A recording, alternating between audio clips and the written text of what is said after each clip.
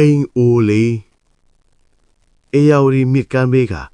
ညောင်ပင်ပါဆိုတဲ့ရွာကလေးဟာအေးချမ်းလာပါတယ်။အဲ့ဒီရွာရဲ့အစွန်ဆုံးမှာတစ်သားအိမ်အိုလေးတစ်လုံးရှိပြီးအဲ့ဒီအိမ်မှာဦးဘုံနဲ့ဒေါ်လာတို့လင်မယားနေထိုင်ကြပါတယ်။သူတို့မှာ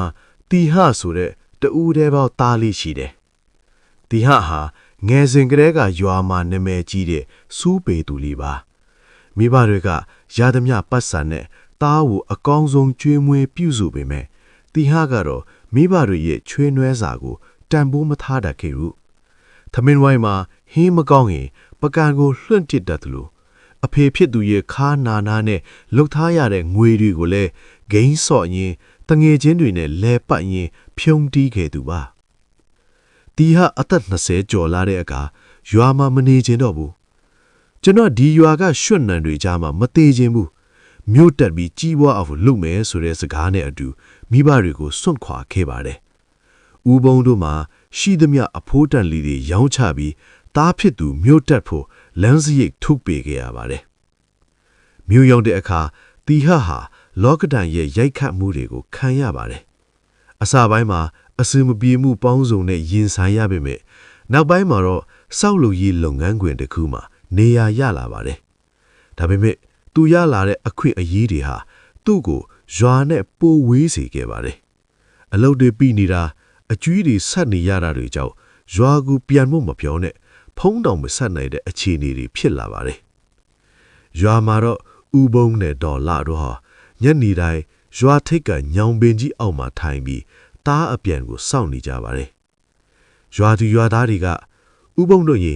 တီဟစီကဖုံးလာလားလို့မေးတိုင်းအေးလာမှာပေါ့ငါသားကအလုတ်များနေလို့ပါလို့ဖြူးဆဆနဲ့ဖြေတတ်ပေမဲ့သူတို့မျက်ဝင်းတွေထဲမှာတော့မျက်ရည်တွေဝိုင်းနေတတ်ပါတယ်။ဒေါ်လာဟာတီဟငယ်ငယ်ကကြိုက်တတ်တဲ့ငါဖဲချင်းဟင်းလေးကိုချက်ပြီးငါသားပြန်လာရင်ကျွေးရအောင်ဆိုပြီးအမြဲပြင်ဆင်ထားတတ်ပါတယ်။ဒါပေမဲ့ရက်တွေလတွေနှစ်တွေကြာလာတဲ့အထိတီဟဟာပေါ်မလာခဲ့ပါဘူး။မြို့ပြရဲ့မီးရောင်အောက်မှာတီဟဟာအောင်မြင်မှုအချို့ရလာပါတယ်။ဒါပေမဲ့ညဘက်အိပ်စက်တဲ့အခါတိုင်းသူ့စိတ်ထဲမှာငယ်ငယ်ကမိဘအပေါ်မတိတက်ခဲ့တာတွေအမေချက်ကျွေးတဲ့ထမင်းဝိုင်းကိုခြေစုံကန်ခဲ့တာတွေကိုတတိယပြီးမျက်ရည်ကျရပါတယ်။ငါဟစင်ပြေမှပြန်မယ်လို့ဆုံးဖြတ်ထားပေမဲ့အလုပ်တွေကသူ့ကိုချီနှောင်ထားပါတယ်။တခါပြန်ဖို့ပြင်လိုက်တိုင်းလဲအရေးကြီးတဲ့ကိစ္စတွေကပေါ်လာစမြဲပါ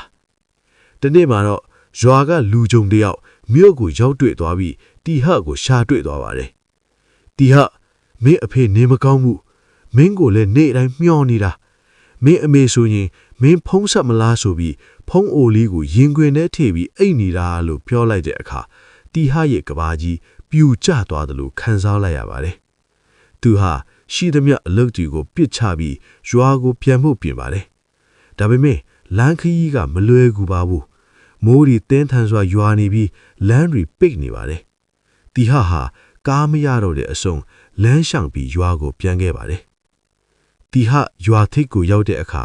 နေဝင်ကြီးရော့အချိန်ရှိနေပါပြီ။ရွာသူရွာသားတွေကသူ့ကိုဝိုင်းကြည့်နေကြပေမဲ့ဘသူမှစကားမပြောကြဘူး။သူအိမ်ရှိကိုရောက်တဲ့အခါအင်္ဂလိပ်ကတိတ်ဆိတ်လို့အိမ်ထဲကိုပြေးဝင်သွားတဲ့အခါအဖေဖြစ်သူဦးဘုံဟာကုတင်ပေါ်မှာပိန်ချောင်စွာနဲ့လဲလျောင်းနေပါတယ်။အမေဖြစ်သူကတော့အနားမှာထိုင်ပြီးဖျားစာရွတ်နေပါတယ်။တီဟဟာအဖေခြေထောက်ကိုဖတ်ပြီးအဖေသားပြန်လာပြီသားကိုခွင့်လွတ်ပါလို့အော်ငိုလိုက်ပါတယ်။ဦးဘုံဟာမျက်လုံးလေးကိုအသားရဖွင့်ကြည့်ပြီးငါသားပြန်လာပြီလားငါသားဖိုက်စာနေမှာပေါ့အမိကိုဟင်းနွေးခိုင်းလိုက်မယ်လို့အာရုတ်တည်တဲ့စကားနဲ့ပြောရှာပါတယ်။အဲ့ဒီအချိန်မှာတီဟနားလေသွားတာကမိဘဆိုတာသားသမီးဘလောက်ဆိုးခဲ့ဘလောက်ဝေးရောက်နေပါစေအမြဲတမ်းခွင့်လွတ်ဖို့အသင့်ရှိနေတဲ့နွဲတွဲတဲ့အိမ်ကလေးပါပဲဆိုတာပါပဲ